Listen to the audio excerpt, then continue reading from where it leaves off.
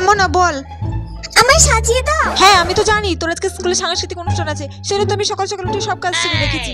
আর হ্যাঁ তোর জন্য শাড়ির সাথে জিনিস সমস্ত কিছু বের করে রেখেছি। মা শোনো না, তুমি আমাকে আজকে একটা বড় করে খোপা করে দেবা আর ফুল দিয়ে দেবা, ঠিক আছে? হ্যাঁ রে বাবা চল এবার তোকে সাজিয়ে দিই।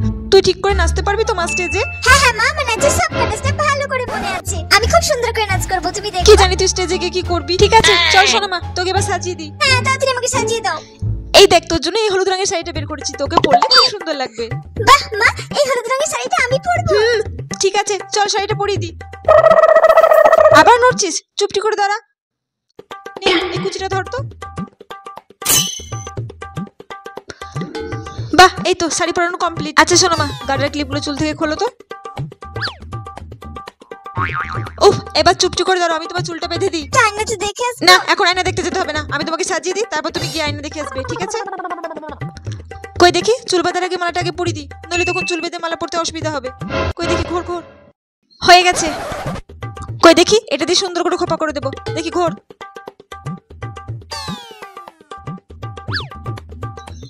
বাহ খুব সুন্দর হয়েছে খোপাটা। দাঁড়া খোপাতে একটু ফুল দিয়ে দিতে হবে।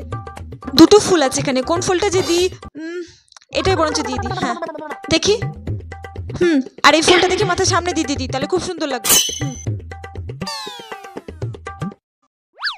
বাহ খুব সুন্দর হয়েছে খোপাটা। এবার দাঁড়াও মুখে একটু পাউডার লাগিয়ে দিই।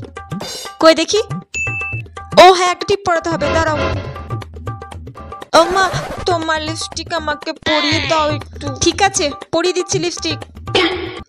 হ্যাঁ করো। হয়ে গেছে, সুন্দর লাগছে। শোনো নাচ করতে গিয়ে যদি তোমার মাথার ফুল কিংবা কানে খুলে যায়, ওইদিকে কিন্তু একদম মন দিয়ে দরকার নেই, নাচের দিকে পুরো মন রাখবে, ঠিক আছে? খুব সুন্দর লাগছে।